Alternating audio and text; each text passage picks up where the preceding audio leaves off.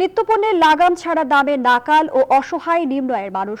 প্রতিদিনই দাম বাড়ার তালিকায় যোগ হচ্ছে নানা ভোগ্যপণ্য। বাজারে কোনো সবজি মিলছে না 50 টাকার নিচে। আয়ের সাথে ব্যয়ের ভারসাম্য ধরে রাখতে হিমশিম খাচ্ছে সাধারণ মানুষ। তৌফিক মাহমুদ মুন্নার রিপোর্ট। সাপ্তাহিক ছুটির দিন শুক্রবার। সাধারণত এই দিনে বাজারে ভিড় থাকে বেশি। কেউ একদিন, আবার কেউ পুরো সপ্তাহের বাজার করে এই শুক্রবারে।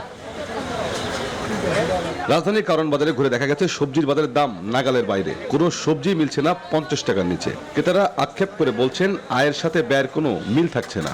বেগুন, মরিচ থেকে শুরু করে সবকিছুর দাম বেশি। আলুটা কিছুটা লাগামের ভেতরে আছে, বাট অন্যান্য জিনিসের দাম অনেক বেশি। সাধারণ ভোক্তাদের নাগালের বাইরে, আর যাদের অঢেল মানি আছে তাদের কাছে বাজার কিছুই না। টাকা নিয়ে আসলে সব টাকা তেল, চিনি, পেঁয়াজ, ডালের মধ্যে শেষ। স্বল্প আয়ের মানুষ আসলে এভাবে চলতে পারবে না। যাদের ইনকাম কম তারা কিভাবে চলবে? তবে বিক্রেতারা বলছেন আমদানি কম থাকায় দাম বৃদ্ধি পাচ্ছে। বাজার তরকারি একটু আমদানি কম, এই জন্য একটু বাজারের দাম বাড়তি আর কি। আনসিজনের মাল একটু বেশি হবেই স্বাভাবিক। বাজার অবস্থা সর আগের মতো। আগে যে 330 টাকা কেজি, 20 টাকা কেজি, এখন 330 টাকা, 20 টাকা কেজি।